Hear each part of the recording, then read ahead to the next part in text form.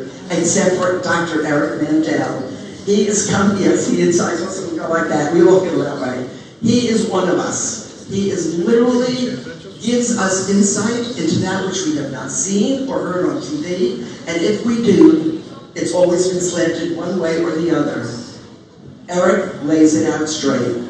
I won't even go any further because I don't want to take his time away from my ears. So with that, Eric, thanks for coming back.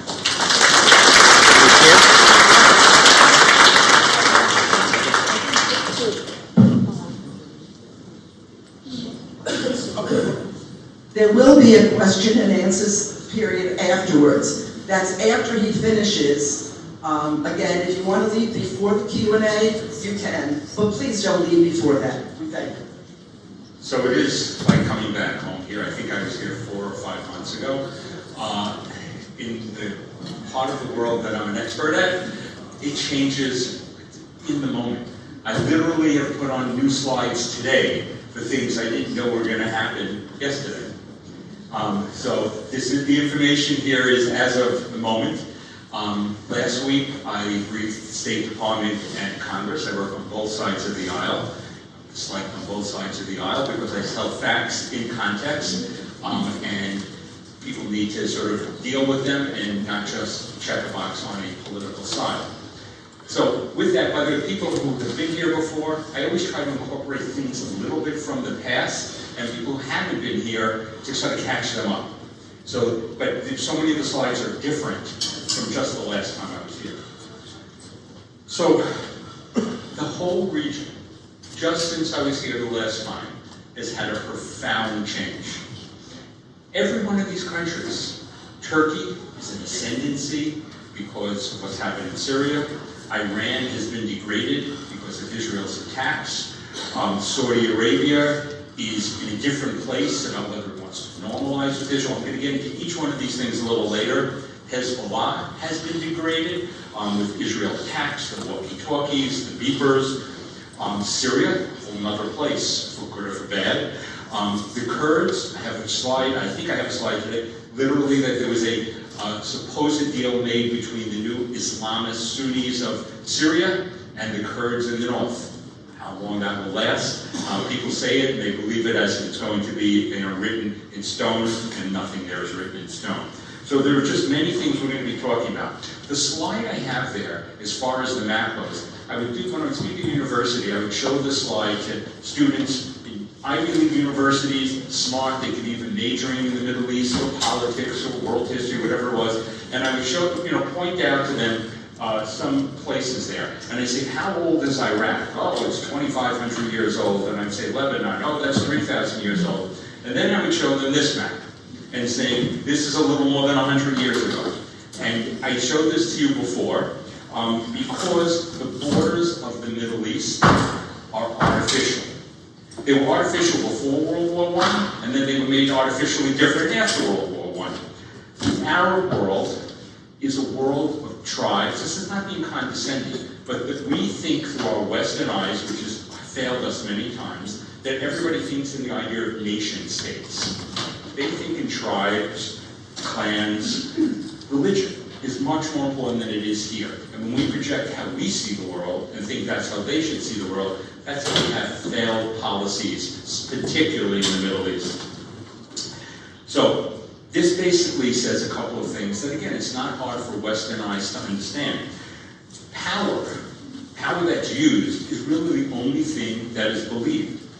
Israel believed because it was powerful, it had deterrence. It had deterrence against Hamas. It had deterrence against Hezbollah. It had deterrence against the Islamic Republic of Iran. Israel now has a new doctrine that it's working on. It's prevention, not waiting to see if a threat actually happens. They're going to be proactive, preemptive, preventative, much more than they have been in the past. A few days before October 7th, I happened to just be in Israel. I was on a place called Har Dov, which is a mountain overlooking Syria and Lebanon in the area that's controversial called Sheba Farms. And there was a Hezbollah tent, like on Israeli territory. And I was thinking, what are you guys leaving it there for? Oh, we don't want to rock the boat. Nowadays, that boat would be rocked. It'd be preventative, preemptive. They're not going to at least for this generation, they have a new post-October 7th mentality. And so I just put up this picture. That just all this is showing is spheres of influence of foreign powers pre-World War I. People always think after World War I things were messed up. It was messed up before also. And this is how it was divided in the Levant, the area really focusing around Israel, Syria, Lebanon, and how it was divided between mainly English and French, but also the Russians, and created artificialities that we're dealing with today. And when I go and I speak to our experts in the Senate, which is where I mainly work, or in the State Department, they seem to forget the history, that these places are artificial. So one of the things I said, I talked about what I do in Washington, I just want to share some of my friends in Israel who are the ones I rely on. And if you ever come across any of these names, these are people you should, that I'm very close with, that you should read. In the upper left is Seth Franzman, who is my friend. There's all these people are my friends besides my colleagues. He writes for the Jerusalem Post. His stuff is unbelievable. And to Seth's right, to our left, that's Sarit Zahavi. It's a think tank that is the best think tank on the northern border. Her think tank is called Alma, A-L-M-A. It's named after her daughter. And she's a lieutenant colonel in military intelligence. If you want to know what's going on with Syria and Lebanon, that is where you go. It's open source intelligence. The person in the middle there is Yossi Kupovasa, who's former head of military intelligence research. Great analysis. He was one of the few people who was screaming at the Netanyahu administration before October 7th to attack Hamas. And he was told that he was an alarmist and a warmonger. On the right is Yaakov Amador, former head of national security. The bottom left is Seth again, but there's Jonathan Spire, an amazing investigative journalist who goes to crazy places when nobody should be going. And on the right, you see Natan Shemansky. He's not one of my go-to people, but the person in the middle is a guy named Gil Troy, who also writes for the Jerusalem Post. He's a professor of American history. Another name worthwhile. There's plenty of other good names. We're just telling you some of my close people. So before I get actually into the Middle East, I thought we're all Americans. I think, overwhelmingly all Americans here. So where do Americans stand on Israel, Palestinians, Hamas, Iran? And the words of the polls can be manipulated, and they are all the time. So there's mixed results. So these are very recent polls from the last couple of weeks. This is the Harvard-Harris poll. 77% of Americans support Israel over Hamas. It says over Hamas, not over Palestinians. 85% Republican, it's even 69% Democrats, independents, just kind of what you would think as far as this. It says also that 3/4 of Americans overall are in favor of Iran's nuclear facilities should be destroyed, that even almost 6 in 10 think that the U.S. should put Israel in doing it, and that 80%, 4 out of 5, believe that Hamas must release all the hostages, no conditions. Very, very strong. Another one that's strong, another poll, said 81% of Americans support Israel's right to defend itself. 82% means it should end Hamas. 80% said the suffering of the Palestinians is due to Hamas. So it really goes along very much with the American Jewish community that's here. And these are Americans overall. This is not Jewish Americans. But then you ask the questions differently. And this is a Gallup poll, I think it was last week. All of a sudden, when they ask it between Americans and Palestinians, only 46% of Americans support Israel. 33% of Americans sympathize with Palestinians. And it is decreasing, primarily within the Democratic Party, of the dwindling support. And it is something that needs to be noticed. Some of it came out post-October 7th. Some of it came out in the hearings that I'm going to touch on a little bit at the end about what's going on in college campuses. I'm going to come full circle back to America. But when you read the polls and you see the headline, read a little deeper, because it's not always reflective of what's actually being asked. So the lecture that Judy asked me to do is we have a new president. It could be Democrat, it could be Republican. Things change. And boy, have they changed with the current president. So Elliot Abrams, who's not part of the administration, but was part, I think he was part of the last administration, said, it's been a long time since the Middle East has offered an environment so favorable to American interests. There are opportunities, and there are increased dangers. So the president, whether you like him or don't, is unpredictable, forceful, disruptive. This came from INSS, one of the leading think tanks in Israel. This was their headline that I took a picture of.